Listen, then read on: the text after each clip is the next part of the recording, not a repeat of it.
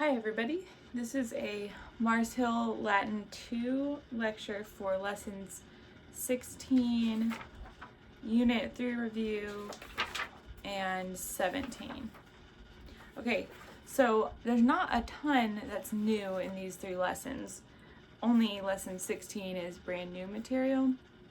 Lesson 17 is a review of the third and fourth declensions and the conjugations and the IO conjugation in the present system, which is what we did this past week. So I'm not going to talk too much about that. You just need to review, especially the conjugations. Make sure you have those down so that you could say them in your sleep. And then lesson 17 is a review, a first form review from last year, and it covers the perfect, pluperfect, and future perfect of the first and second conjugations and of sum. So we maybe even talked a little bit about this on this past Friday, but we'll talk about it again today and you'll review it. Alright, so let's go back to 16. Okay, 16 is about adverbs. So you know how to, well, first let's back up even further. There are 8 parts of speech in English and in Latin. There are nouns, adjectives, pronouns, verbs, adverbs, prepositions, conjunctions, and interjections. You probably had to memorize this or will have to in an English class in the near future. So what we're talking about now is adjectives and adverbs. An adjective, remember, is a word that modifies or describes a noun or pronoun. An adverb is a word that modifies a verb, adjective, or another adverb. Okay, so again, an adverb is a word that modifies or describes a verb, adjective, or another adverb. It answers the questions, you know how in an adjective you could have an adjective of quality that tells you what kind of a thing the thing is, or you could have an adjective of quantity which would tell you how many of a thing there is. But adverbs answer questions like how, when, where, and to what extent. And in English, we commonly, though not always, see adverbs with ly at the end. So, for example, if nice is an adjective, so I could say the nice woman, that's describing a noun, so it's an adjective. I could add ly to it and say nicely, and I could say, please speak to her nicely. And in that case, the nicely is describing how the person is to speak, how the verb is to be done. And so in that case, it's an adverb. So often we see adverbs with ly at the end in English. Okay. There are, let me back up. This lesson talks about first and second declension adjectives and adverbs.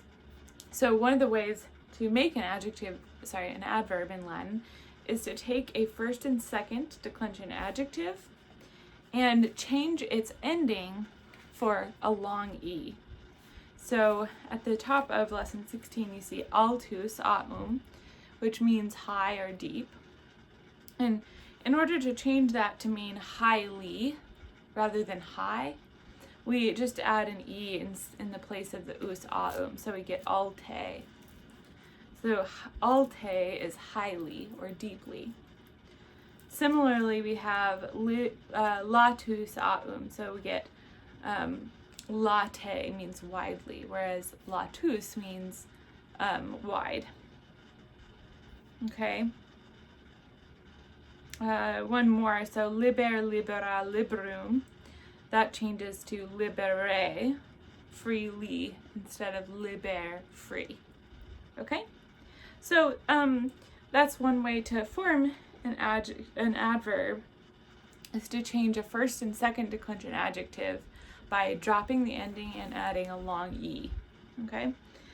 And adverbs are indeclinable in the sense that they don't ever change their ending in the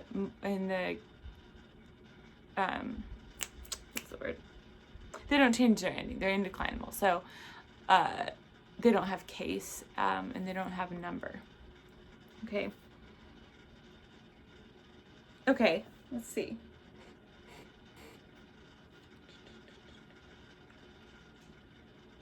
Anything else about adverbs? I'm just making sure. Okay, so we said that one common way to make an adverb is to change the ending of a first and second declension adjective to a long E. Another way to do it is that some adjectives use the neuter singular accusative form as the adverb. So that would be, for example, multus aum. In that case, we don't say multe. Instead, we use just the accusative singular neuter form, multum, and that means much as an adverb. It means much. Now, that can get confusing sometimes in a reading or in an exercise when you see multum. On its own, it could be either an adjective or an adverb. So you have to be able to tell and find out from the context whether you're dealing with the adjective form or the adverb form.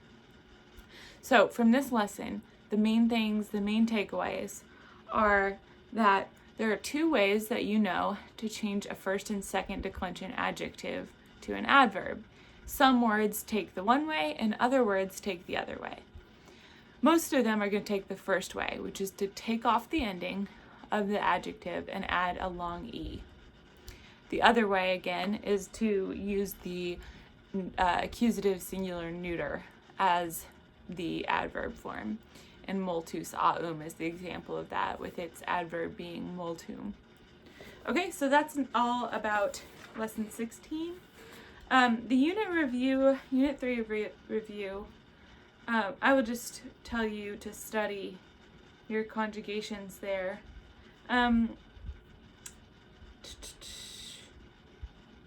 Remember that you want to focus when you're memorizing on these things. Try to focus on knowing how to form the verb rather than knowing memorizing each individual verb and its conjugation. This will make it easier as you go along, because I can promise you that there are hundreds more conjugations you will have to memorize before you're done with Latin. So you want to make sure you know the formula rather than trying to brute memorize each thing. So to form the present of the third and fourth and IO conjugations, you're going to take your stem, or in the case of the third conjugation, you take the root and you add the vowel, and then you add personal endings. In the imperfect, for all three of those conjugations, you will take the stem or root and then you add ebam, and then you conjugate that. In the future of all three conjugations, you have the root or stem plus am es et emus etis ent, and that's the same for all three of those conjugations. So that's how you form them. All right, next lesson, moving right along. Lesson 17 is a first form review of the perfect system of the first and second conjugations and of sum. So you probably studied this, or at least Lydia studied this last year with Mr. Martin. You want to take, so first of all, there's something called the present system and there's something called the perfect system. The present system includes present, future, and imperfect. Present, future, and imperfect. Those three tenses are in the present system, and we already know those first and second conjugation words, and now we're reviewing the perfect system, which includes the perfect, pluperfect, and future perfect forms of the verb. Okay, so for the present system, we took the present stem, which we could find by going to the second principal part and cutting off the RE. Now, for this, the perfect system, we're going to go to the third principal part, which, if you remember, is the perfect active indicative. The perfect active indicative is for amo is amavi. Okay, so we go to that part, the third principal part. Now, if we're making the perfect tense of that conjugation, we just start there and we add our perfect endings. So we start with amavi, and then we go amavisti, amavit, amavimus, amavistis, amaverunt.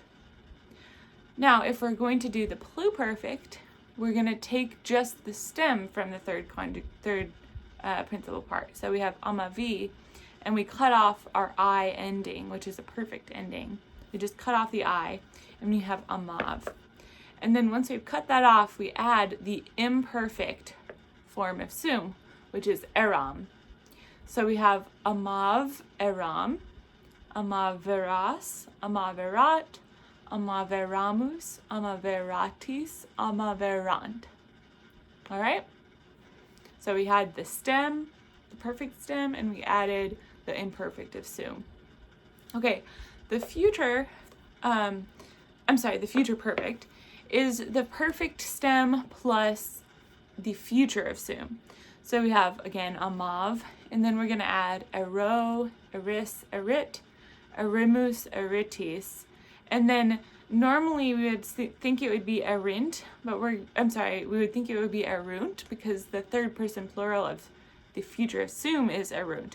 But we don't want it to be erunt in this case, in the future perfect. And the reason for that is that we don't want it to match, we don't want the form to match the perfect of sum. And remember that the perfect of amo. So the perfect third person plural was amaverunt. And since we don't want them to look exactly the same, because that would confuse us, we change the third person plural future perfect to amaverint. Okay, so in short, the future perfect of amo is amavero, amaveris, amaverit, amaverimus, amaveritis, amaverint. Okay, so the second conjugation is similar, almost identical in fact. Let's take moneo. In the perfect, we just take our third principal part and we go with our perfect endings. So we have moneo, monere, monui. There's our third principal part. Okay, so we go monui, monuisti, monuit, monuimus, monuitis, monuerunt. Yeah, there we go, monuerunt. Okay, so that's our perfect indicative active of moneo. And then to make the pluperfect, we take our perfect stem and we add the imperfect of sum, same as the first conjugation. So we go monu, eram, monueras, monuerat, monueramus, monueratis, monuerant. Okay? And then the future perfect indicative of moneo is monuero, monueris, monuerit, monueritis, monuerimus, monueritis, monuerint. Getting tongue-tied here. Okay, that's the second conjugation. The third, the sum, the conjugation of sum in the perfect, takes the perfect stem and works with it just like we saw in the first and second conjugation. So the four principal parts of sum are sum, esse, fui, futurus. So we take our third principal part, fui, and we just add our perfect endings for the perfect tense. So fui, fuisti, fuit, fuimus, fuistis, fuerunt. And then for pluperfect, we are going to add the imperfect of sum again. So we get fueram, fueras, fuerat, fueramus, fueratis, fuerant. And for the future perfect, we get fuero, fueris, fuerit, fuerimus, fueritis, fuerint. And that's all of your conjugations to review for the week. Okay, Good luck, God bless, and I will see you on Wednesday.